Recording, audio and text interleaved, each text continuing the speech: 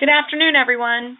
Thank you for joining PHCA for today's webinar, Employee Recognition, presented by the Ceca Foundation. I'm Wendy Johnson with the Pennsylvania Healthcare Association. Before we begin, I have a few housekeeping items to cover. PHCA offers monthly webinars to members to receive updates from department staff on regulations, learn from industry experts on current trends and practices, and to gain a better understanding of practical application tools to equip you so that you may continue to provide the highest level of quality care possible. This webinar is being recorded and will be made available on the PHCA website. The webinar has been approved for 1 continuing education credit for PHCA members.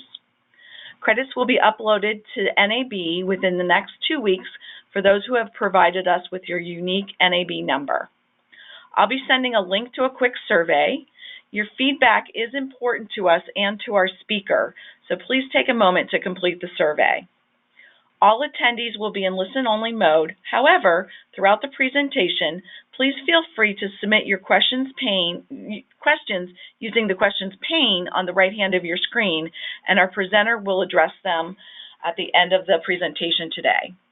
Now for today's webinar. Today's webinar is being presented by Nate Hamme, President and CEO with the Ceca Foundation.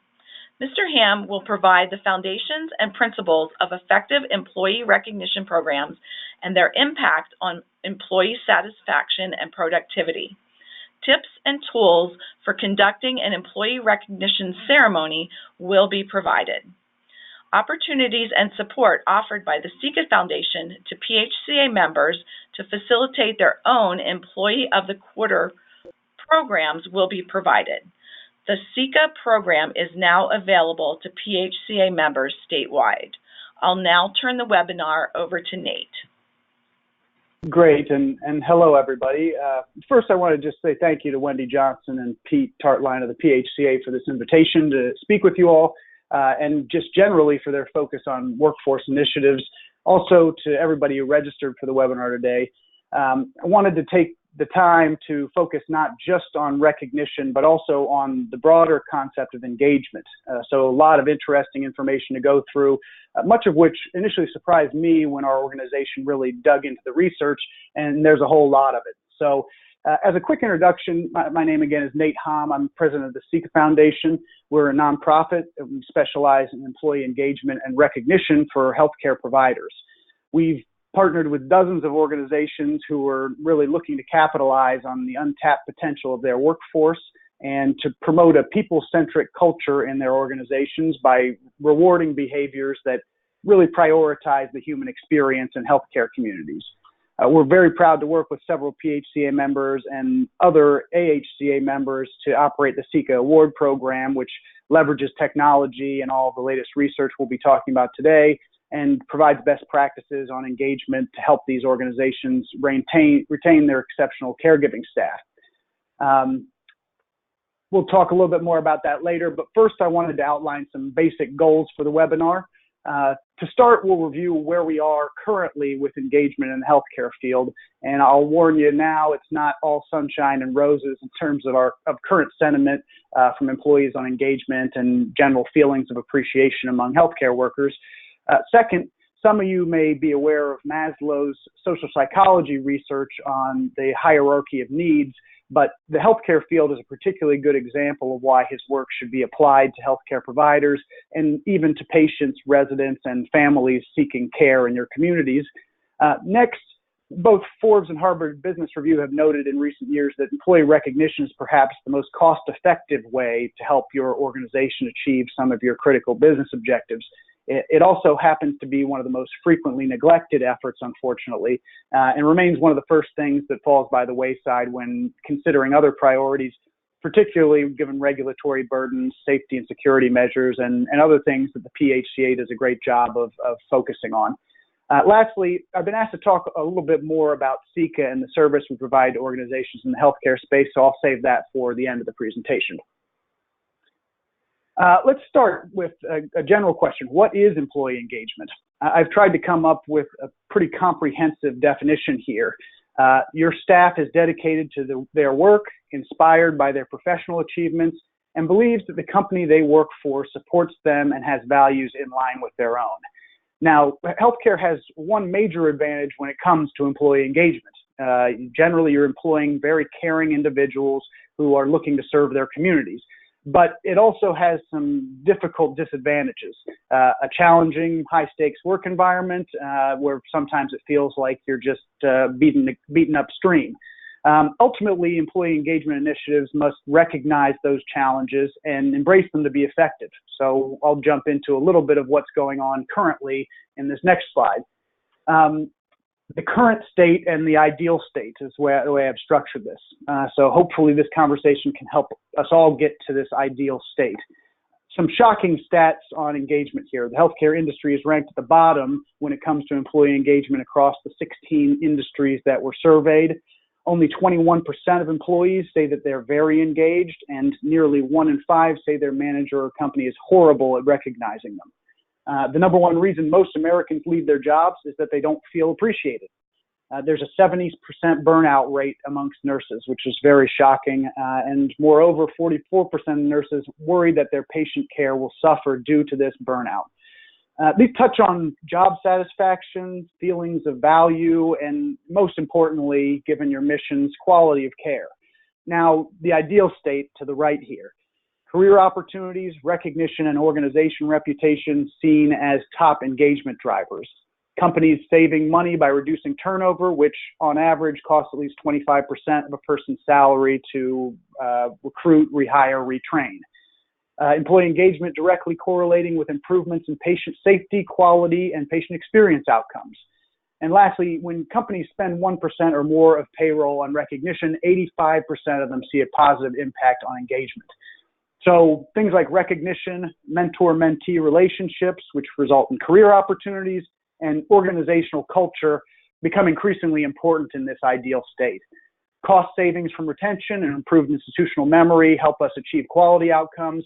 And while there are a lot of opportunities for no and low-cost recognition, which I'll get into later, it does truly help to put some financial resources into these efforts. And it's something that will be noted by your staff. They're sophisticated and they are attuned to these sort of things.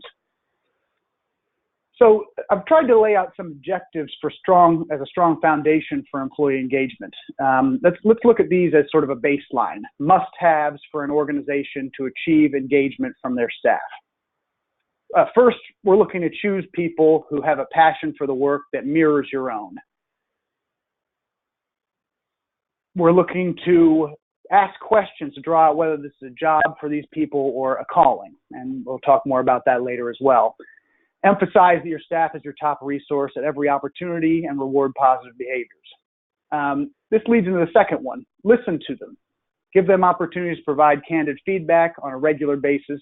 And in other words, more than just the traditional annual review that probably a lot of organizations have stood by for many years. And next, if you can keep your best and brightest by providing them development opportunities, they will be the ones that really help shape your culture. And then ultimately, they can be your best recruiters for potential new hires and salespeople for people who might come to your community to receive care. That's why it's so important that you retain the best and brightest in your organization, because those are the ones who are going to stick out for people, both employees and those outside the organization. Lastly, focus on the experience of walking through the doors of your community. People expect competency when they come into the healthcare world, but they notice the small things that they may not have even realized they wanted and needed. And that's what a lot of people will walk away from when, at the end of the day, when they've come to you and they're back at their homes. Here's where Maslow's hierarchy of need comes in, and sort of a highfalutin conceptual exercise, but I think one that, again, applies very well to what we do here in healthcare. On the left is Maslow's original pyramid. At the bottom, you have things like basic needs, food, water, clothing, shelter. These fall under the physiological category. Then you have somewhat enhanced needs, the feeling of being safe and secure in your life, that you're not always afraid of something that's going to happen to you. Then we get to the higher level needs, what you might refer to as culture. Feeling a part of a like-minded group of people is important, and again, connects you to some extent to the community that you live in. Esteem is, I think, a particularly interesting one. It's the human need for validation of one's skills and efforts. People want to get a pat on the back from time to time, but it's a more powerful feeling than most realize, I think. Lastly is this idea of connection with one's actions. It's a little bit nebulous, but it's this ethereal feeling that what you do is exactly what you were made to be doing. Healthcare, again, has an advantage here. It's full of noble jobs, and they have very tangible results. So our ultimate goal is connecting people with those results so that they're inspired and have more than a job or a career, but a calling. And you can see that reflected in the employee pyramid on the right. You know, you're looking for folks who really feel like coming into the healthcare field as a nurse or as a technician is what their calling was. And that keeps them inspired, and it makes them more engaged and more productive, and ultimately improves the quality of care. Here's a pretty simple chart from some research done on what impacts employee engagement. And you can see things like organizational culture, clarity of mission, inspiration in their work. They'll get you part of the way there. They're sort of the cultural values in this particular chart here. Work-life balance, you can see all the way on the right. Also important. Things like having reasonable shift distribution, a commute time that's not overly burdensome, and especially looking at this in the context of one's home life, their family, their friends, their hobby, that they can continue to do those things that help to fulfill them. Effective communication, access to resources, trust, teamwork, and those might fall under interactions with managers and leadership. You know, these are really the people that can shape those ideas and make sure that folks feel as though they have somebody who's in their corner and not somebody who's just looking to pick apart things that they do, tell them why they made mistakes.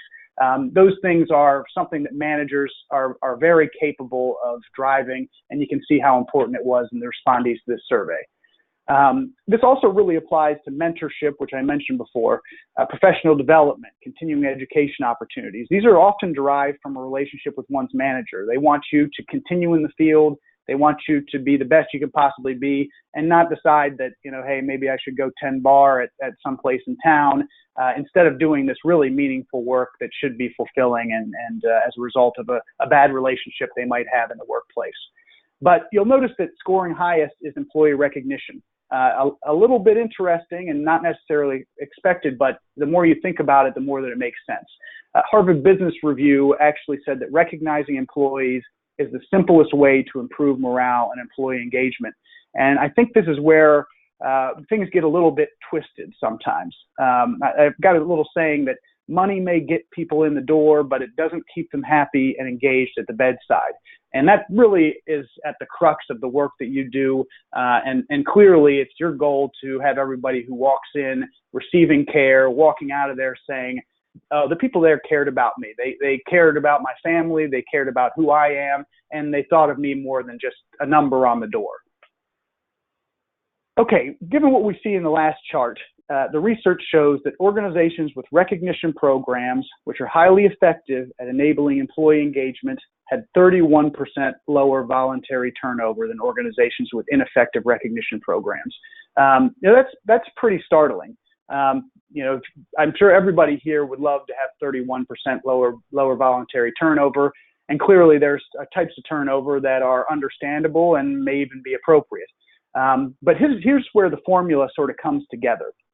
Recognition leads to engagement, which has quality of care and safety benefits, which in turn leads to lower turnover costs and recruiting, training, and institutional knowledge. Employees are smart. They aren't to be treated like just a physical resource. And if they feel like recognition doesn't tie to sort of mission-related values, but instead to the bottom line, that's something that they're going to be able to sniff out. So don't look at this as an HR exercise. It really is and should be treated as an organizational culture exercise. Now, it's 2019, so recognition has changed considerably over the years, and there are fortunately and sometimes unfortunately new avenues and new opportunities for showing appreciation. So the graph on the left is about the impacts of social recognitions on talent metrics. Social recognition refers specifically to a somewhat crowdsourced and technology-driven platform or a way to provide positive reinforcement to your staff. Now, these numbers are over baseline, so you can see not using social recognition. This is sort of a cumulative improvement for companies using one or the other. And while you can see that some employee recognition exceeds some of these other opportunities for engagement in the chart on the right, they should ultimately be supplementary. Diversity, inclusion, and wellness get good results in terms of improving engagement. Career development through tuition reimbursements, clearly, but the lowest scoring is perks, which sort of is a combination of both a compensation type element and a culture element. Still important, but it doesn't help people reach that highest tier of the pyramid that we talked about. It is what they expect. So what makes recognition beneficial to care? Now, we've seen how important engaged employees are. They're happier, healthier, and that makes a huge difference in LTC integrated care communities.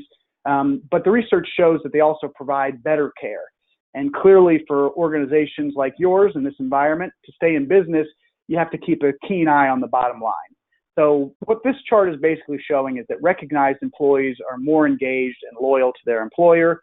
They're able to combat what is referred to often as compassion fatigue. When you're taking care of others in distressed emotional states, one's own emotions tend to get intertwined in that transaction.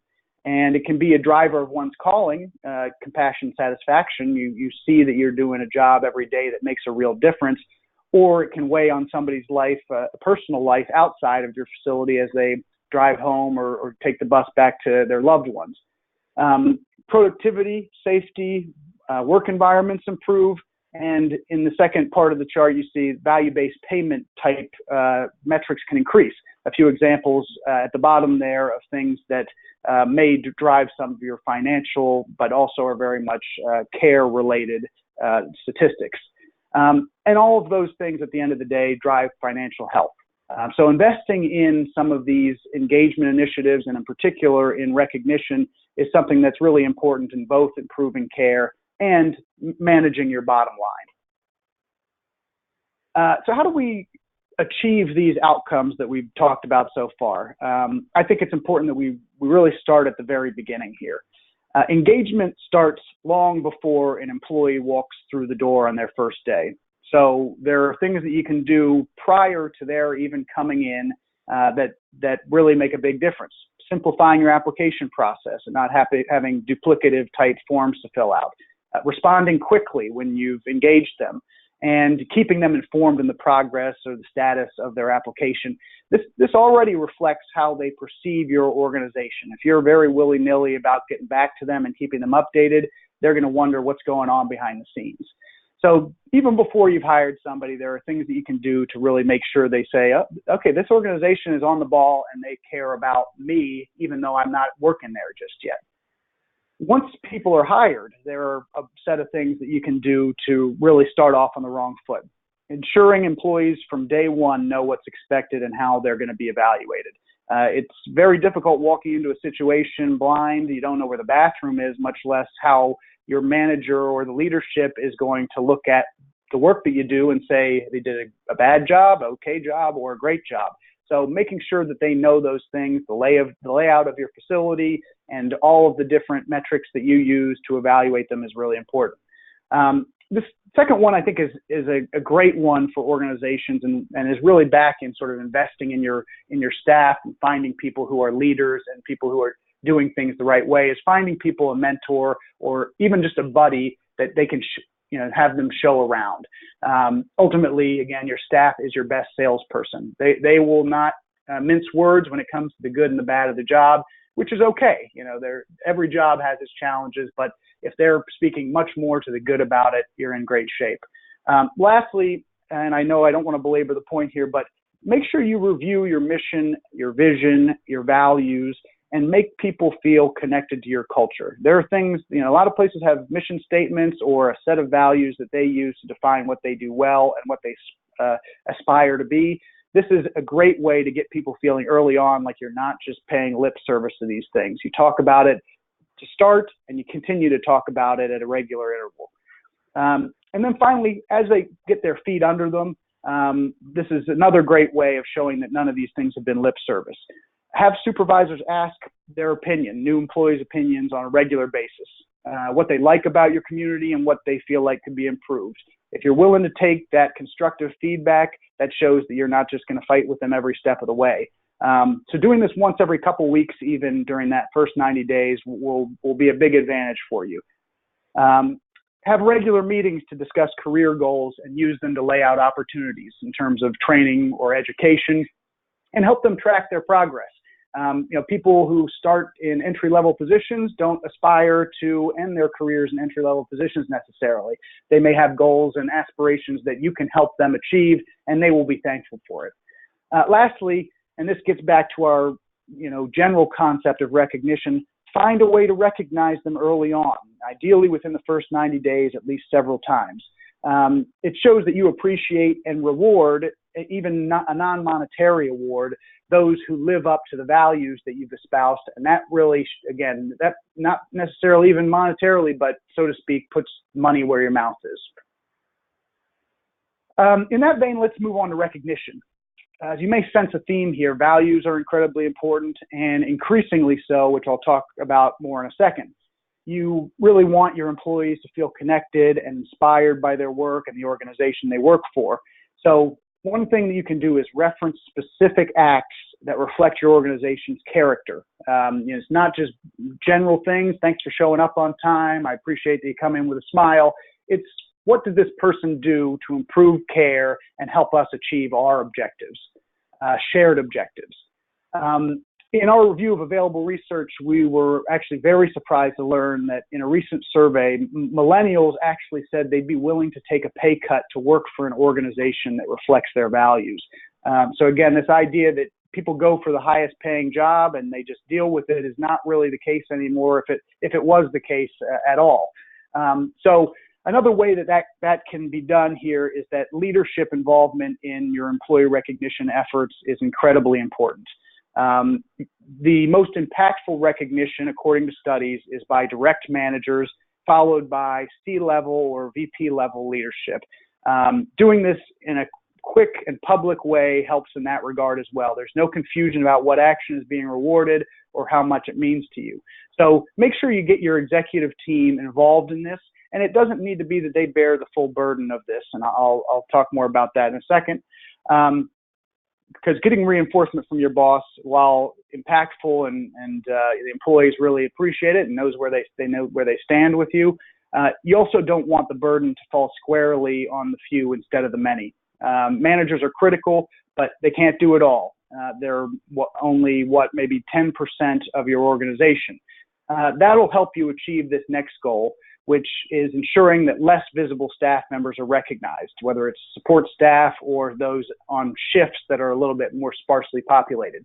So if you lean on folks that are not there, 9 to 5 or 8 to 6, you're more likely to be able to see the things happening behind the scenes, more likely to see things happening after regular work hours. Next, this is not, I don't think recognition and it really should be a popularity contest. This sort of goes back to those lesser sung heroes. This is not about the homecoming king and queen. And frankly, that's going to be a counterproductive way of operating. There's a really good opportunity to make sure that everybody's actions are appreciated and not just those who are sitting at the front desk and meet everybody who comes in or the nurse who's got a lot of opportunity to provide frontline care. Larger organizations can also ensure this by having what I refer to as a department level roll-up for recognition. So you can do things in huddles or department meetings that really focus and verbalize the type of recognition that's happened even behind the scenes when you do those type of get-togethers. So making sure that each department has the opportunity to get that pat on the back. You can also make it more personal by having a system that ensures staff are seen as more than employees, but as humans with major milestones and events in their lives. So a lot of organizations, I think one of the most common celebrations that they get to do is around either years of service, tenure, or birthdays. But there are a lot of ways that, for staff members who may have been out for a little bit with the birth of a child, you can help them celebrate those major life events. As I've mentioned before, when it comes to millennials, they are very technology centric. They're savvy, and I group myself in with them. I never really thought of myself as being millennial, but looking at the dictionary definition, I guess that's what I am. But use that to your advantage. As of 2016, actually, smartphones became more prevalent than PCs and laptops, and that actually increases. That gap increases when you look at lower income, lower education, and minority cohorts. So a lot of your staff may be using their smartphone consistently, and they may not have a PC or a laptop, and they may not be consuming media that way. So that's an opportunity and shouldn't be looked at as just a challenge. Lastly, and I think this one's a very important one, ensuring continued enthusiasm in these type of programs. A lot of them seem to just be flavor of the month, or they run dry a little bit after, a couple months or a couple years even. By thanking those who thank others, they'll keep that initiative going strong. You'll have your advocates for the program because they'll have seen what it's all about. And in a real sense, they are living your culture in a very real way. Here are some quick ideas I'll just run through that are very simple and low cost. Little to no cost, in fact. Some of them may work for your organization, some may not, but I think all of them are pretty fairly easy to implement. Things like the birthday, life events, tenure celebrations. We have numerous weeks across the calendar year, assisted living week, nursing home week, nurses week, et cetera, that are opportunities to say that we care about your particular department or job role. Employee of the month or employee of the quarter. Again, there doesn't even have to be a big reward for somebody who wins. It's just an opportunity to publicly acknowledge somebody who's really going above and beyond. Lunch with CEO or leadership team members or managers. Again, this is an opportunity for bonding. It gets you in front of a person, you have conversations, and again, I hope that my friends, just by virtue of having been around them a lot and having learned and knowing things about them, they connect with you and they will stick by you. Spot recognition, and this is one that, again, you're getting it done in a very quick fashion when the act happens that you want to honor. And it doesn't have to be huge amounts of money. You can do gift cards to some on-site outlets or like a cafeteria, a gift shop. Those might be pretty low cost if you're looking at it as an internal initiative. Flex scheduling for employees of the month or quarter, or e.g. the honoree getting preferred selection of when they want to be working. That'll also tell you a little bit about what they're looking for and what may be meaningful in their personal life to get them engaged in that respect. Ideal parking space. This is one that's very common that we've seen with organizations. Parking can be a combative exercise, especially in more urban areas. Even finding a place to park the car, it means a lot for somebody to have a really easy time to do that, and that is basically zero cost. And then lastly, including all recognition on some of your potential media platforms, social media, email newsletters, paper newsletters, and then talk about it in your staff meetings and huddles. Again, those are easy ways to just take a minute or two and really enhance the feeling that this is something the organization cares a lot about. Now, there are some effective opportunities that may require a little bit more investment, and this is sort of lead into why technology matters in this slide.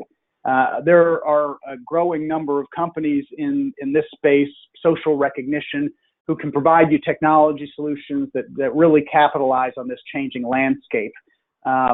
If your healthcare organization has millennials on staff, are your recognition programs optimized for today's workforce? Millennials prefer instant feedback, and providing feedback on an annual basis is no longer the effective strategy.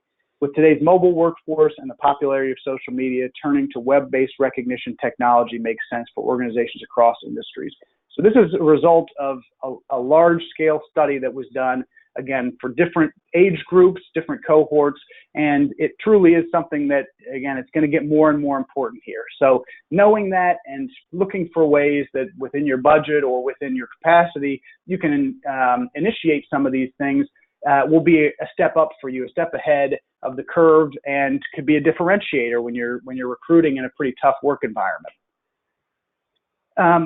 Now, celebrating employees can be incredibly enjoyable exercise in and of itself, and I've been fortunate to see it firsthand at some of the communities that we partner with of all shapes and sizes. But there's the less fun part, and one that, again, you may feel like you got surveys and metrics out the wazoo. You really must measure because it's the only way to know if you're being effective and how to improve. The good news is that it's not all on you because you get to ask your staff about this. Sure, you may need to twist their arm a little bit to give you feedback, but it does make them feel involved. Ultimately, however, remember that this is a little bit of a double-edged sword. If you're gonna ask them for their opinions, you have to listen to them. So it's important to have a routine of doing this. The studies suggest that at least once every 6 months is sufficient, but ideally more frequently is better. A lot of pulse-style surveys are gaining popularity, one question every week or something of that nature. But of course, increased frequency is something that may be difficult for smaller organizations because people feel like you're constantly nagging them to tell them what you think. But if you have the resources, and there are also a bunch of other methods available. So you got people like Press Ganey, Holleran Consulting, and many others really provide custom metrics with some great research behind measuring engagement and how you might be doing on certain initiatives. As an example, the Advisory Board Company has an employee engagement index, and some of the questions read, I would recommend this organization to my friends and family as a great place to work. I'm likely to be working for this organization 3 years from now. This organization inspires me to perform my best. And am I willing to put in a great deal of effort in order to help the organization succeed? Gallup does a Q12 employee engagement survey. Some of the questions are around, do you know what's expected of you at work? Do you have the opportunity to do what you do best every day? And in the last 7 days, have you received positive feedback, recognition, praise for doing good work? Some other ideas are things around what we've talked about previously. Do I believe that executives at my organization respect the contributions of my unit or department? Do I have helpful discussions with managers about my career path? And do I receive regular feedback from my manager on my performance? So these are just really meant as to get your brain sort of thinking along the lines of what those organizations have identified as being really important. Again, you can come up with your own. They don't have to be worded exactly like these folks have worded them. But it gives you an idea of the things that sort of relate to previous slides and what really matters in terms of improving care and keeping people engaged and loyal to the organization. And then we've got this last little saying, you must measure this engagement to determine success. Otherwise, you're sort of sailing without, just into the breeze, and without a GPS, you don't know whether you're arriving at your the goal that location you've destined for. And of course, I think I always want to harken back to this idea that there is the part that can't be measured. An opportunity for bonding, teamwork, relationship development, and a concept that we refer to as leadership servitude. A lot of the C-level, VP-level teams may have an office. They're sort of away in the back, and they don't get seen very much. When you're out front presenting awards or just patting people on the back and having a laugh and making a joke, it shows them that not only are you a human being, but that part of your job is to serve them. Matt Lawler, our CEO, always told me that when he was in the private sector running a publicly traded company, a lot of people assume that, as the CEO, you're really operating under the shareholders. You're maximizing value for them. But he always flipped it around. He said, my job is to make sure that the employees are happy. The employee's job is to make sure that our clients are happy, and the clients will make the shareholders happy. This is a better way of looking at it, in my opinion, because again, just catering to the whims of people who are, community shareholders or physical shareholders is not going to necessarily get you where you want to be. So if we started this webinar and you were sort of thinking to yourself, who is this guy and why should I be listening to him? That's actually a great sign. There are a lot of people out there who are going to try to sell you on what are mostly good ideas. And I've talked with a lot of them, and they're very well-meaning, so that's not meant to be a disparagement. But at Ceca, we're a little bit different.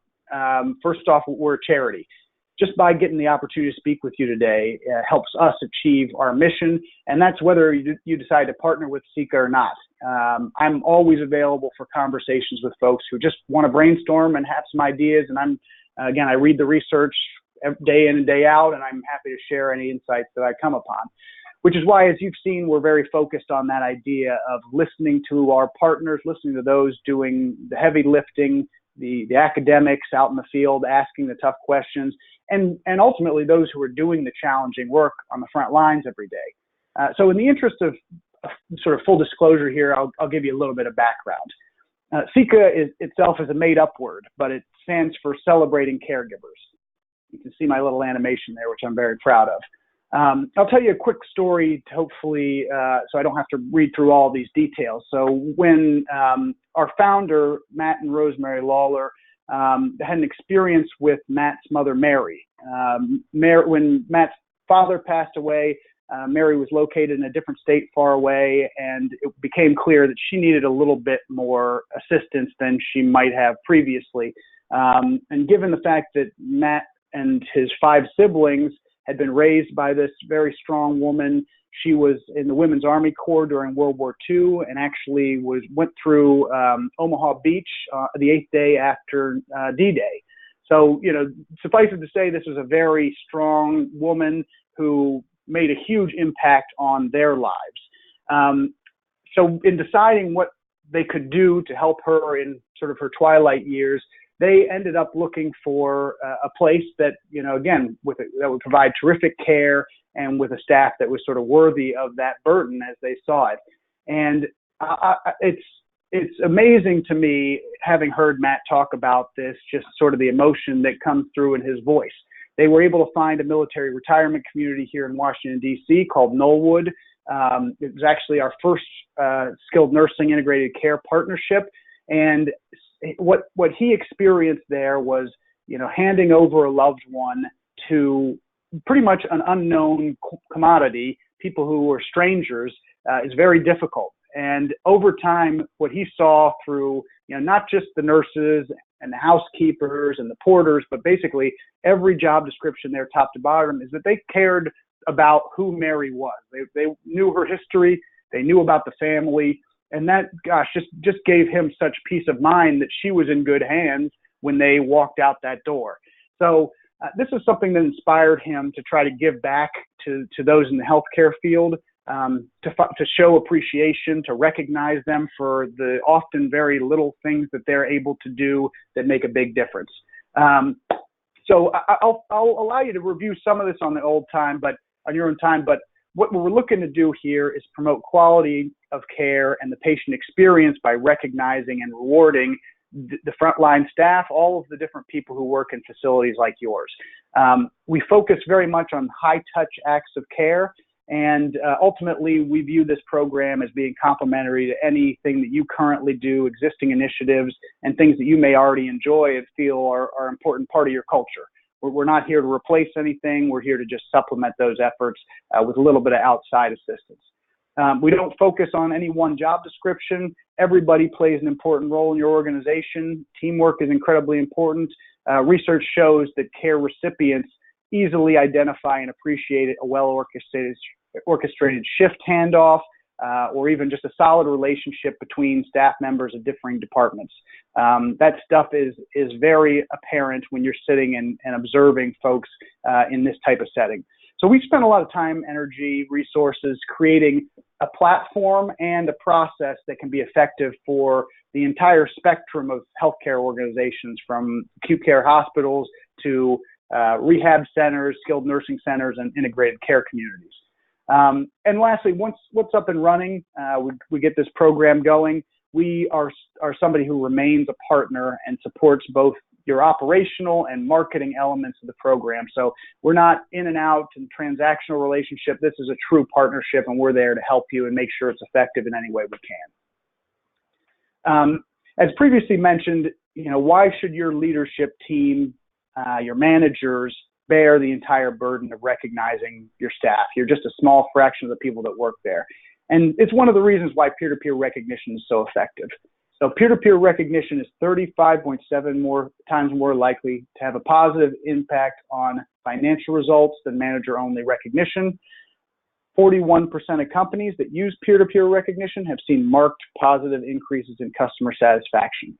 When you look at it and really dive into it, these folks experience the same challenges every day. They're working shoulder to shoulder together. They know what it takes to excel in the environment. And while we've said that managers and leadership team members who recognize people is something that is very important to your front rank and file staff, and it's something that they will really remember forever, this is a way of ensuring that you hit all of the different departments, you hit all the different shifts, and really all it takes is one person seeing an act of kindness or compassion to talk about it, to tell you about it, and to allow you to honor it and make a big deal. So again, this gives you some more eyes on the ground, more opportunities to recognize and reward those important things that go on day in and day out.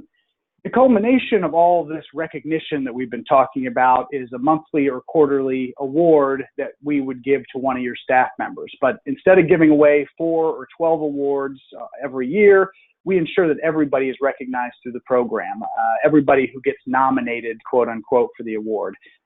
We honor these people publicly through TV monitors placed in high traffic areas of your building. That's as a part of the program and part of the grant that we give. So you can see on the right here, this picture of 2 people looking at a screen. You could see your name, your photo rotating through this as having been recognized for something really exceptional. In addition to providing these accounts, authenticated accounts for your staff to nominate one another via our website, cecaaward.org, every person who sets foot in your facility gets that opportunity as well. So all patients, residents, family members, even volunteers, other guests, vendors, they could also make a nomination through the guest portal. So basically they would go in as a guest and they'd choose your organization's name and they'd type a little bit about what they saw and give them the opportunity to provide feedback. So it's a great way for these folks who are actually receiving care or receiving care for a family member to feel involved in that care. If you've got a resident or family council, this is another opportunity for you to pass some of the responsibility to them to generate recognition. So again, having a 360-degree or comprehensive way of intaking these really positive things, these inspiring stories that you can use for your purposes, marketing and otherwise, it is a great way to enhance that beyond what you might get from managers. So taken in total, this makes the act of recognizing somebody more accessible. Moreover, because we display things very publicly, it's a transparent and seamless process that you get to undergo to identify a recipient for the award, which, as we know, if you've run these programs in the past, sometimes you feel like, there's the teacher's pet is going to get this one. It's just whoever is favorite is always going to be the one who wins. No, this provides some credibility because people can see who was nominated. The staff can actually read the nominations. So it gives you that credibility in combination with the presence of an outside organization like ours. We come in as a nonprofit, as a charity, and it helps speak to the importance of this to your organization. The selection process itself is also something that we've spent a lot of time developing based on our experiences with dozens of different partner communities. We use an independent panel. So this is the first bullet point. It consists of 3 members. One, somebody in your organization's leadership, ideally the CEO, administrator, executive director, and then maybe backed up by your director of nursing. So you get that organizational input and veto power over any potential nominee because of what might be in their HR file. Then the second person is a member of the care community, a patient, resident, family member. Again, this allows them to feel a part of their own care. And the last one is a staff member or a volunteer from our organization. So this is something that ensures a fair process that's focused on specific acts that are described in the nomination. There's no playing favorites. There's no teacher's pet. And what we tend to do is, again, having run this with over the last 6 years with many different types of organizations. We provide a lot of best practices on top of it all for ensuring continued enthusiasm for the program. Again, getting a variety of departments and job roles, getting into the night shifts, giving a little bit of extra weight to those people who may never get recognition and not conducive to recognition because of what they do. And as I like to say, recognition is its own reward, and it really goes a long way. There's also a $250 honorarium that Ceca funds for those who receive the award each month or quarter. And remember when we talked about recognizing those who recognize others, one of the things that we learned that we should do is that we give what we call the nominator prize each award period as well. It could be somebody who submitted a whole bunch of nominations for their peers. It could be one person who submitted one nomination that was just a great story and something that was really a good opportunity to highlight a behavior that you want others to emulate. And then lastly, each year, Ceca does an annual award. We recognize a handful of recipients of the annual award who receive a $2,500 check for the foundation financed by us. So these are all part of what it means to be an award honoree. But again, just getting your face up on that TV screen, getting that pat on the back goes a really long way. Wendy mentioned at the beginning the award presentation. So I want to go through quickly here some of the learnings that we've had. First off, one way to do this really well, I'm going to skip the first one here for a second and go to the second. Scheduling these in a very public setting, large staff meetings, town halls, or a party. This gets everybody involved in the celebration, and it shows that it means a lot to you and the organization.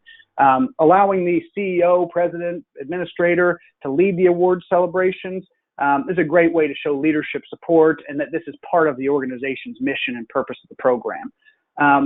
Back to the first one, creating certificates for each nominee. Again, I mentioned you get four award winners or 12 award winners every year. This is something that at the beginning of the award ceremony, you can read everybody's name out, even give them just a little certificate. And gosh, I was surprised the first time one of our partners thought to do this, and you had people dancing up to the front of the room, people clapping, hamming it up. It was a great way for people to feel like they also were being recognized and it wasn't just one person. Emphasizing ownership of the award to the caregivers. Because you have that peer nomination process, it's really them that you can say, your nominations are essential to this. You see things we don't get to see, so you got to tell us about them, and this is your program, you own it, and this person standing up here is just a symbol for all of you. For our particular Ceca Award program presentations, we typically have our staff member or volunteer apply a little pin to the honoree and say a few words. So again, an outside organization coming into your facility to honor somebody. With Knollwood, our military retirement community partner, they liken this to sort of a badge of honor or a badge of valor. And we really liked that idea that this is something that they can hold on to and be proud of. Opening the floor to the honoree's manager or coworkers, others in attendance to say something. Again, that just is another way to get more and more out of what you take 15 minutes once every quarter or month to do. They can really speak to the value of this person. And I go to few of these things where the person doesn't walk away with a tear coming out of their eye. Allow the honoree to say a few words if they're so inclined. Dollars to donuts, they all tend to say the same thing. I can't do this without my team. They're wonderful. And you can see how much that really impacts everybody. With Ceca's program, we have this Nominator Prize gift card. It gives you an opportunity to thank the recipient of the gift card for making the program what it is, for telling us those stories. And again, they'll be the ones that allow this to flourish beyond the first quarter, beyond the first month. And then lastly, just cap it off by ensuring that you ask for more nominations from all the staff members. People tend to be excited at that point, and that's a great opportunity to do so. Let's see. Okay, this seems to be duplicative, so let me go through this real quick. We talked about measuring effectiveness, and both myself and our founder came out of the for-profit sector, so we feel strongly about these metrics. But we have on metrics that we track for the organizations we work with on the program side, things like participation and the number of people being recognized. We also do engagement metrics, so we'll ask your staff twice a year using things like the Net Promoter Score and some of the other questions that I talked about earlier in the presentation. We also make an effort to measure retention, and this is something we know that you already do at your organizations, and this is private and specific to you, but we will look at those people who've been recognized through the program and, are they sticking around? That's something that you want to keep your best and brightest, and they're assets for you beyond just the work that they do. We also get to see firsthand the part that can't be measured, so we try to conduct interviews with honorees as time allows, and here I wanted to share with you. Joyce Robinson was a partner at a local hospital. She mentioned that it was one of the highlights of her career, that the award was valuable and powerful, and that it showed that they were valued by the organization. Jessica Herbst, somebody at a local integrated care community, to be acknowledged in front of my peers was entirely rewarding. To have a program that goes out of the way to acknowledge unseen heroes is simply invaluable. And just a note for those with a limited vocabulary, but like myself, valuable and invaluable mean the same thing. Who'd have thunk it? But in all seriousness, you can see that these people were really moved by having been recipients of the award. And then given our platform as a nonprofit, we also try to spread the word outside your organizations. Here are two instances of exceptional stories that were picked up actually by websites.